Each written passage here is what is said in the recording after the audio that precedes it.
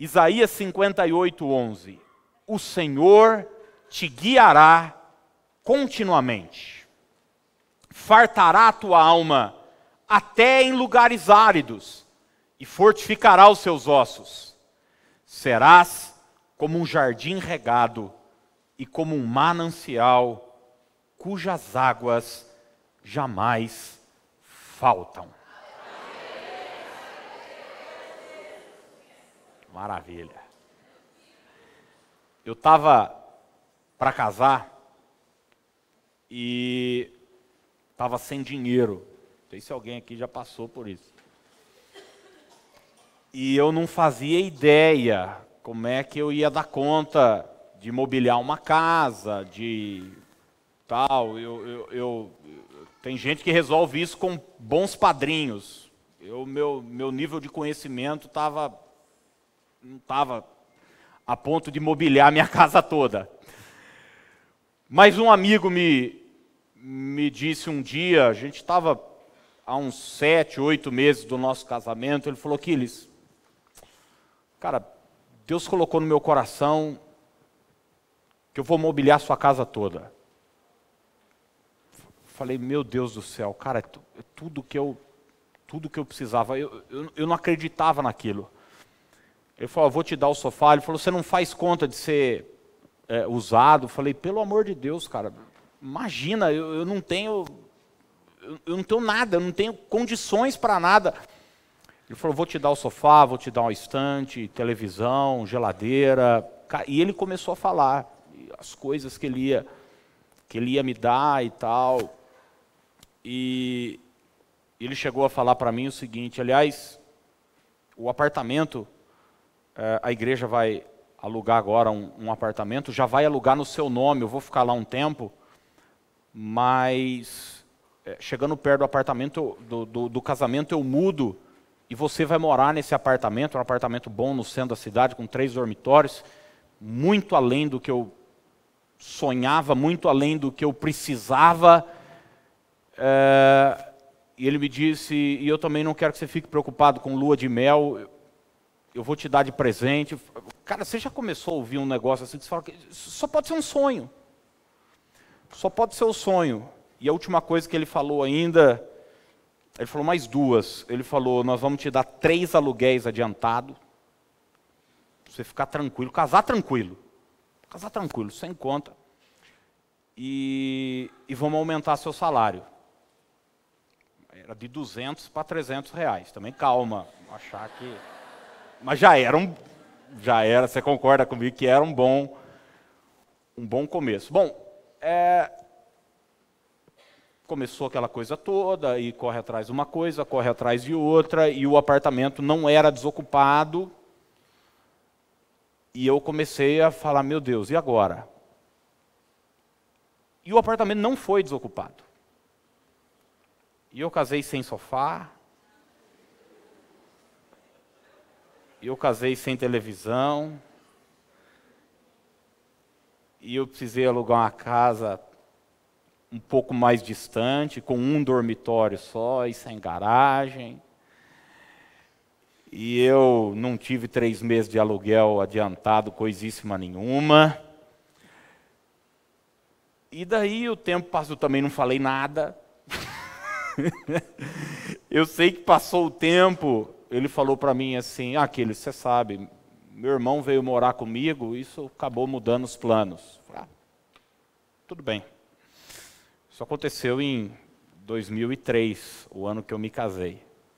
Mas em julho de 84, já faz mais tempo, eu me lembro que meu pai estava saindo para uma viagem para a Europa. E quando ele arrumou as malas, eu entrei em pânico e comecei a chorar, por uma razão: eu queria ir junto. Eu sempre fui meio bobinho, assim, querer conhecer a Europa. E ele olhou para mim, eu era uma criança pequena, mas com boa memória. Ele falou: Quiles, quando você fizer 12 anos, eu vou te levar a conhecer Paris. Eu acreditei naquilo. Os anos se passaram.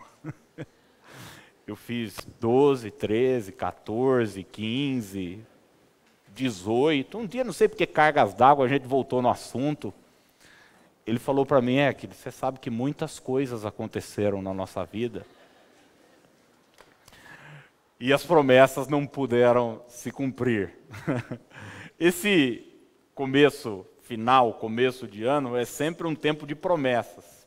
Primeiro, promessas que a gente faz para a gente mesmo. Esse ano eu emagreço. Esse ano eu paro de fumar. Esse ano eu leio a Bíblia toda. Esse ano eu guardo dinheiro. Esse ano eu vou pegar firme na academia. Esse ano isso. Esse ano aquilo. Nós estamos com um novo governo assumindo agora no país e também no estado. Senadores novos, deputados novos que chegam com promessas. Mas todos eles, assim como nós também, estão sujeitos a algumas variáveis da vida. Assim como aquele meu amigo, que não era um mau caráter, não era um mentiroso, ele apenas foi pego de surpresa por uma circunstância da vida e as coisas mudaram. Assim como o meu pai, que também não fez aquilo intencionalmente. Eu acredito que até hoje, se ele pudesse, ele me botaria na costa e me levaria a conhecer o mundo todo. Mas todos nós que fazemos promessas, estamos sujeitos a circunstâncias mudarem. O dinheiro acaba, a gente é mandado embora, uma enfermidade vem, um problema acontece, nós contávamos com algo que infelizmente não deu certo, mas hoje eu quero falar com você sobre 3 promessas garantidas para a sua vida. Garantidas. Que nenhuma circunstância pode abalá-la. Que nenhuma variável pode fazer com que ela não se cumpra na sua vida. Até porque o versículo que nós lemos começa com a seguinte expressão: o Senhor. Quem está fazendo essa promessa para você está acima de todas as circunstâncias. Quem está fazendo essa promessa para mim e para você, para esse ano de 2019, está acima de uma mudança de governo, está acima de potestades e principados, está acima de toda e qualquer situação. Aliás, esse mesmo que nos prometeu isso, ele disse lá na frente: olha, os céus e a terra podem passar, mas as minhas palavras jamais passarão. 3 promessas de Deus para o seu 2019. Primeira delas, Deus vai te dar direção. Eu vou repetir. Deus vai te dar direção. Você pode repetir isso comigo? Diga: Deus vai me dar direção. Gente, as pessoas estão perdidas. Você sabe disso. As pessoas estão perdidas. Elas não sabem como criar seus filhos. Elas não sabem como tocar seus negócios. Elas não sabem como resolver seus conflitos. É por isso que tanta gente busca ajuda e direcionamento em todo qualquer tipo de coisa. Tem gente que não sai de casa se antes não leu o horóscopo. Ela quer saber o que é que eu preciso fazer, o que é que eu não posso fazer. Tem gente que vai buscar direção nas cartas, nos búzios. Tem gente que vai buscar direção nos profetas. Eu conheço crente que não toma uma decisão sem antes ligar para a amiga Maria, missionária Joaquina, o pastor não sei o que lá, o missionário, o homem de Deus, porque ela está perdida. Ela precisa de direção. Tem gente que para tomar uma decisão busca conselho de amigos, faz cursos, lê livros, mas a Bíblia nos apresenta um Deus que é o nosso guia. Que é o nosso guia. Isaías, referindo-se a Jesus, dando nomes extraordinários para Jesus, dizendo, ele vai ser o Deus forte, ele vai ser o Pai da eternidade, ele vai ser o príncipe da paz. Isaías também o chama de maravilhoso conselheiro. Aquele que aconselha, aquele que mostra o caminho, aquele que direciona. Quando os magos do Oriente chegaram até a terra de Israel, querendo saber aonde estava o menino, eles começaram a conversar com algumas pessoas, porque eles seguiram a direção da estrela, E as pessoas que conheciam a palavra disseram para os magos sobre a profecia, falando sobre Belém. E eles disseram o seguinte: olha, lá de Belém existe uma profecia sobre Belém. De ti sairá o guia que há de apacentar a meu povo Israel. Jesus é o nosso guia. Jesus é aquele que nos orienta, é Ele quem nos mostra o caminho a seguir. Eu sou apaixonado pelo texto de Josafá em 2 Crônicas, capítulo 20, quando a Bíblia diz que Josafá recebe a seguinte informação: grande multidão vem contra ti. Já parou para pensar uma coisa dessa, gente? Não era um povo, não era uma meia dúzia de exército, não, grande multidão vem contra ti. Está muito comum filme de guerra, série de guerra, esses seriados antigos. Você já viu aquelas cidades muradas, daí olha, vem uma multidão, um exército numeroso e todo mundo entra em pânico. Essa era a informação que Josafá recebeu. E a Bíblia diz que ele teve medo. Teve medo, mas passou a orar e buscar ao Senhor. E no meio da sua oração, Josafá chega para Deus e diz no verso de número 12 do capítulo 20 de 2 Crônicas o seguinte: não sabemos nós o que fazer. Já viveu uma situação assim da sua vida? Você diz, eu não sei que decisão tomar, eu não sei o que fazer, mas Josafá termina: porém, os nossos olhos estão postos em ti. Eu não sei o que fazer, mas eu sei, quem sabe, o que eu devo fazer. Eu não sei que decisão tomar, mas eu sei que existe alguém que tem o melhor para mim, que tem uma vontade que é boa, que é agradável e que é perfeita para a minha vida. Um dia Jesus apertou o seu discurso, começou a pregar mais forte, a turma começou a ficar indignada, a ir embora e tal, ia deixar. Ele chegou para os 12 e falou: se vocês quiserem ir embora também, vocês podem ir. Pedro se levanta e disse o seguinte: para quem iremos? Para quem? Está se referindo a uma pessoa, não a um lugar. Para onde? Ele diz: para quem iremos? Só tu tens as palavras de vida eterna. Tudo que Pedro precisava era de uma palavra. Ele diz: nós estamos aqui, Senhor, porque é o Senhor quem nos direciona. É o Senhor quem mostra o caminho que nós devemos seguir. Nós não vamos seguir nenhum outro. Tu és o nosso guia, tu és o nosso orientador. Eu me lembro de tantos momentos de crise que eu vivi sem saber o que fazer, sem saber que direção tomar. Eu já compartilhei aqui. Eu acho que todos os homens aqui presentes, pelo menos alguns deles, já se viram numa situação. Eu dei o exemplo aqui do meu casamento, do meu amigo, muito amigo, que me ajudou, só que não, do meu casamento. E eu lembro que eu estava algumas semanas no meu casamento, os convites todos entregues, eu sem casa, sem estrutura, sem mobília, eu entrei em desespero, e eu dobrei meu joelho, eu fui orar, eu falei: Deus, eu não vou dar conta de sustentar essa mulher. E eu sempre quis ter bastante filho.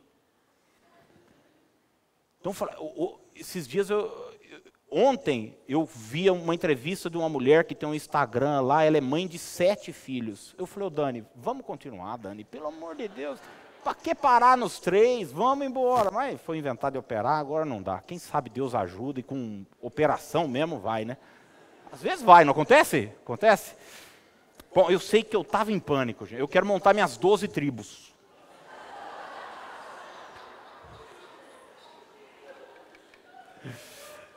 Ai, ai. E eu estava morrendo de medo de casar.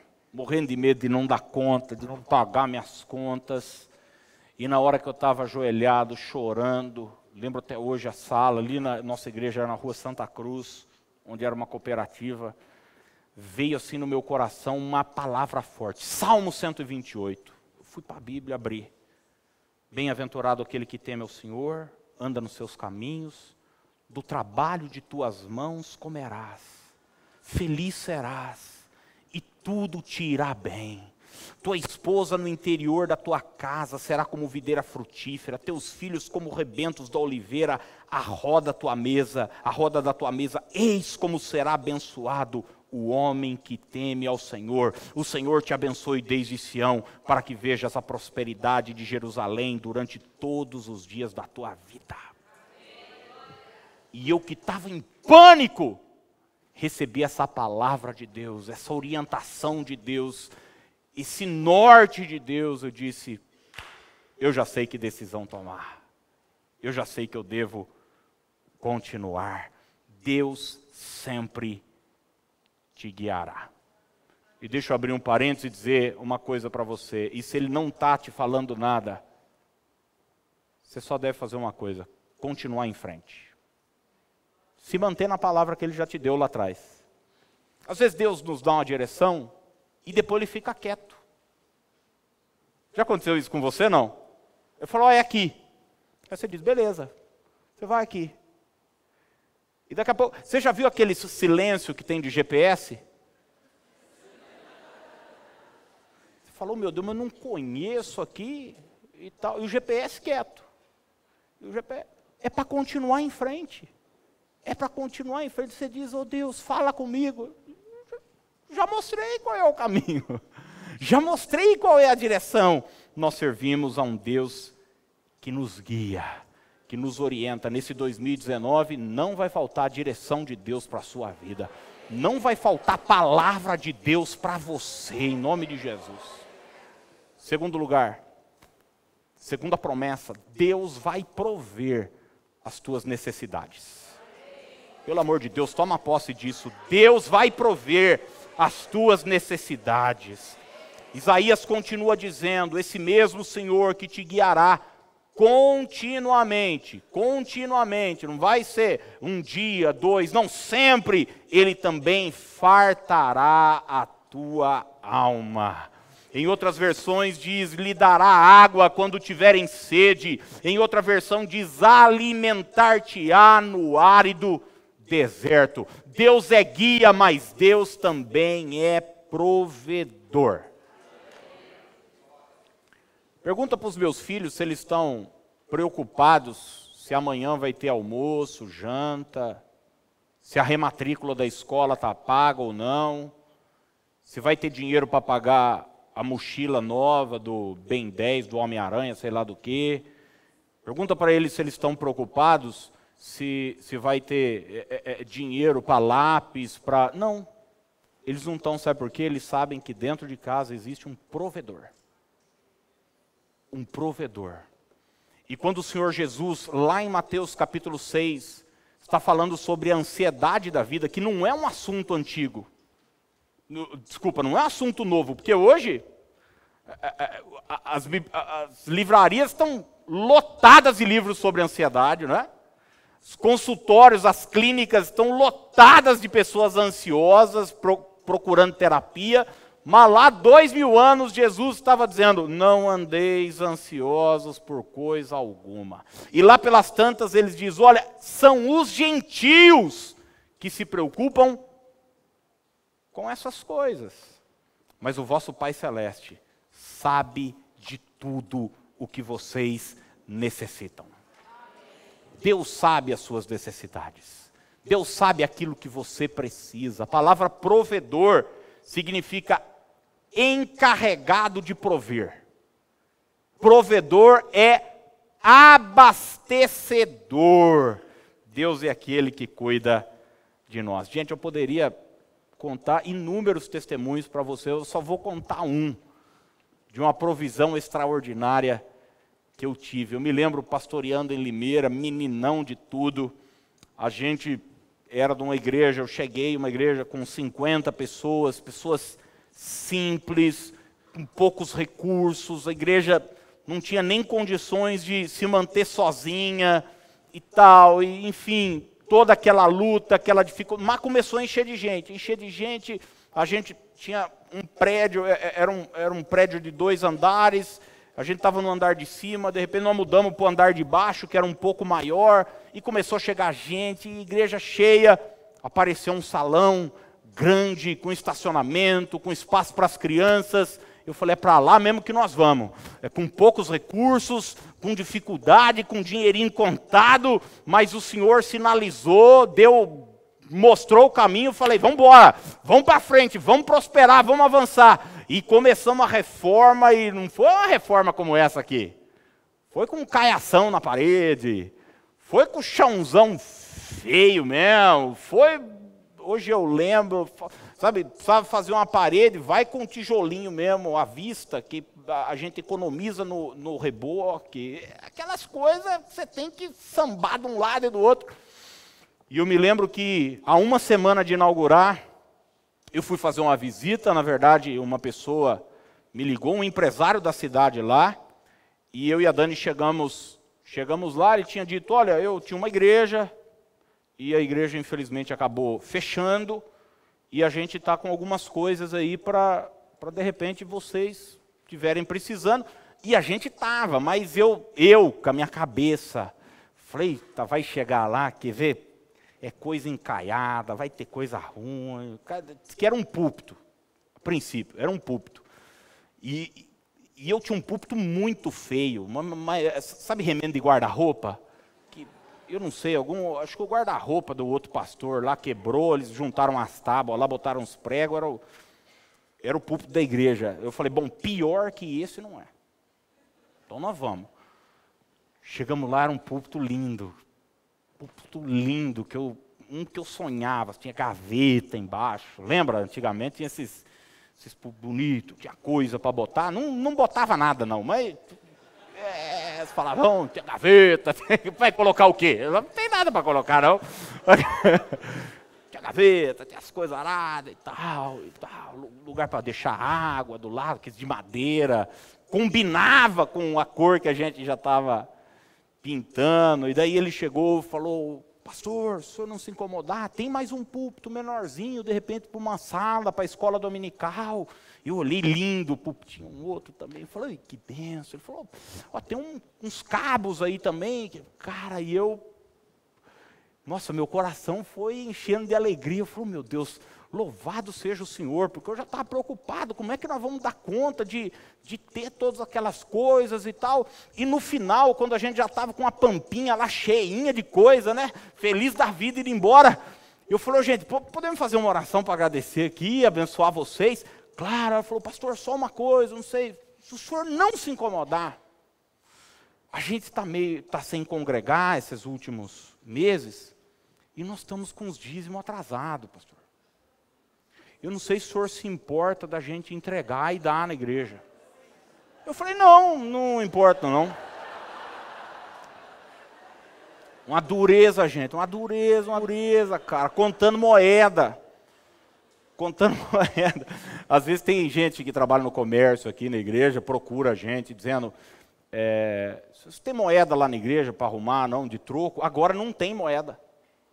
O povo daqui não dá moeda. Olha que benção. Mas na época lá tinha bastante moeda. Ei, que luta! Eu lembro que essa mulher pegou uns cheques lá, e eu estava com um bolso, lembro até hoje, ela falou, falei, amém. Doido para ver, mas me segurando, né? Para ver, meu Deus, vamos orar aqui, obrigado Jesus, abençoa esse casal, abençoa. Gente, eu sei que eles foram na inauguração da igreja, depois de uma semana, e a gente não tinha comprado um som ideal para o espaço que a gente alugou. Eles deram um som também. Eu lembro que em uma semana esse casal deu aquilo que correspondia a quase um semestre da nossa arrecadação. Eu não os conhecia, deixa eu dizer uma coisa, desapareceram. Nunca mais vi. Mas Deus os usou para suprir as nossas necessidades. Eu poderia contar dezenas e dezenas de testemunhos aqui que Deus é aquele que cuida de nós. Que Deus não vai deixar faltar nada para você. Aqueles corvos de Elias lá atrás não estão aposentados, eles estão por aí. E eles vão trazer carne fresca para você. E vai ter água para saciar a sua sede. As viúvas de Sarepta ainda estão por aí para trazer provisão para o necessitado. O que eu acho mais lindo em tudo isso é que a Bíblia diz que vai haver fartura em lugares áridos. Quer dizer, a tua provisão, aquilo que você vai receber, independe das circunstâncias onde você está. Ah, o país está em crise, o comércio, isso, aquilo outro, minha vida, meu casamento, não. A bênção de Deus não consulta a sua situação atual. Deus, quando quer chegar, Ele chega com tudo. Estava todo mundo com sede em Israel. Elias tinha água do ribeiro. Estava todo mundo passando dificuldade. Os corvos o sustentaram. Gênesis capítulo 26 diz que num tempo de fome veio a palavra do Senhor a Isaac. E talvez tudo que Isaac queria era que Deus falasse para ele: sai daí e vai para outro lugar, porque a terra aí está em fome. Não chove, é terra seca. Mas Deus aparece para Isaac e diz: fica nessa terra. Fica nessa terra que eu vou te abençoar. E a Bíblia diz que Isaac nessa terra semeou e colheu 100 vezes mais do que tudo aquilo que ele semeou. Cada poço que ele abria dava água. As pessoas vinham, arrumavam uma confusão. Ele falava: não tem problema, não vou ficar discutindo com ninguém. Abre outro poço, ia lá, abria, dava água. Abria outro, dava água. Porque a bênção de Deus é aquela que traz cuidado sobre nós. Deus vai prover as suas necessidades. Nesse ano de 2019 vai ser um ano marcado pelo cuidado de Deus sobre a sua vida, sua casa, sua família, seus negócios. Em nome de Jesus, se prepare para um ano de provisão extraordinária, em nome de Jesus. Sabe, uma palavra que Deus colocou muito forte esses dias no meu coração foi essa: existe mais. Deus tem mais para você. Mais. Paulo diz: infinitamente mais do que tudo que pedimos, pensamos e esperamos. Amém, gente? Amém. Eu não sei você, mas eu me tornei um crente pidão.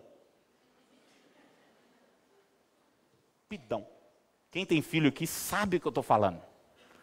Às vezes seu filho chega: pai, diz: ai meu Deus, quando chega com muita lambeção, você já sabe, né? É assim, mas gente, eu vou ler essa palavra. Ele me disse o seguinte: pede-me as nações e eu te darei por herança. Eu disse: Senhor, eu estava quieto no meu canto, mas foi o Senhor que foi me aguçar. Então agora eu estou pedindo. E deixa eu dizer uma coisa: Ele tem prazer em nos abençoar. Deus não é teu inimigo, Deus não é teu adversário, Deus não é teu opositor. Ele é um Pai amoroso que quer te abençoar. Às vezes a gente fica: ai, mas eu cometi um erro, ai, mas eu não tenho orado tanto quanto eu deveria, ai, mas isso, ai, mas aquilo outro. Um pai não consulta os erros do passado do seu filho para o abençoar. O amor do pai o impulsiona a abençoar seu filho. Vai haver provisão para você, sua casa, sua família, em nome de Jesus. Você é alvo da graça de Deus. Graça de Deus. Terceiro e último lugar. Terceira e última profecia, promessa de Deus sobre você, sua casa, sua família, que independe das circunstâncias, independe de mudanças. Deus vai te guiar, Deus vai te sustentar, Deus vai te dar força. Você pode repetir essa verdade comigo? Diga: Deus vai me dar força. Diz: fortificará os teus ossos. Outra versão diz: restaurará as suas forças. Hoje, na jornada da vida, às vezes, seja sincero, as forças se vão, não é? Quem aqui já cansou? Quem aqui já chegou num estágio, num momento da vida em que você diz: cara, não dá mais para continuar. Entre tantas variáveis, mas o que leva uma pessoa a tirar a própria vida? A gente tem visto tanta gente tirar a própria vida ultimamente, senão alguém que perdeu as forças. Perdeu as forças para continuar, perdeu as forças para reagir, perdeu as forças para seguir em frente. E tantas vezes a gente está sem força, está esgotado. Mas Isaías diz, os que esperam no Senhor renovarão as suas forças. Força para continuar com o casamento, força para se manter atrás dos seus sonhos, dos seus projetos, força para manter sua empresa de pé, força para lutar contra uma enfermidade. Deus é aquele que nos dá força. O apóstolo Paulo, em Filipenses capítulo 4, ele começa a descrever a parte da sua vida. Ele faz um balanço da sua história. Eu gosto desse texto que me abençoa tanto, Filipenses capítulo 4, o verso de número 12, ele diz, olha, tanto sei estar humilhado, como também ser honrado, de tudo e em todas as circunstâncias, já tenho experiência, tanto de fartura como de fome, assim de abundância como de escassez. Note que Paulo está usando extremos da vida, dizendo, eu já vivi tudo isso. Eu já fui honrado e já fui humilhado. Eu já tive fartura e já tive escassez. Eu já passei por fome, mas também vivi momentos de abundância na minha vida. E ele termina no verso 13 dizendo, eu posso todas as coisas. Mas ele não para aí. Ele diz, eu posso todas as coisas naquele que me dá força. Naquele que me dá força. Olha, você pode passar por situações contrárias, difíceis na sua vida, mas nunca vai te faltar força para continuar. Eu gosto da trajetória de Davi, você sabe, ele é um guerreiro, ele é um homem de batalhas, ele é um homem acostumado a lutar. Ele luta com o leão, ele luta com o urso, ele luta com o gigante, ele luta com o exército, mas você vai ler os salmos, estão recheados da seguinte frase, o Senhor é a minha força, o Senhor é a minha força, o Senhor é a minha força. Davi não confia na sua indumentária, Davi não confia no poder bélico do seu exército, ele não confia na sua experiência pessoal, ele confia na força que vem de Deus. Esse ano de 2019 vai ter força de Deus sobre você. Aliás, a Bíblia diz que o mesmo Espírito que levantou Jesus da tumba, parou para pensar, Jesus 3 dias enterrado, o mesmo Espírito que ressuscitou Jesus dentre os mortos, Paulo diz, mora dentro de nós, e vivificará os nossos corpos. Nós temos em nós a força do Espírito Santo. Ô, gente, você sabe quanto custa alguns remédios que algumas pessoas precisam só para levantar da cama, porque senão não levanta? Vencidas pela depressão, vencidas pela angústia. Me lembro de um amigo que enfrentou uma forte depressão uma época, assim daquelas de deixar o caboclo na cama semanas. E ele tendo que, às vezes, pregar, tendo que ir pregar num lugar ou no outro, pastor. E daí um amigo ofereceu, o cara tem um psiquiatra em São Paulo, o caso dele já era mais grave, precisava até de um auxílio de remédio. Ele diz, a consulta lá, deixa que eu pago. É R$3.500 a consulta. Ele até brincou comigo, depois de sarado, ele falou, pô, me dá os 3.500 que eu curo já, é o que eu estava precisando. Tem pessoas que pagam caro para ter essa força que você tem.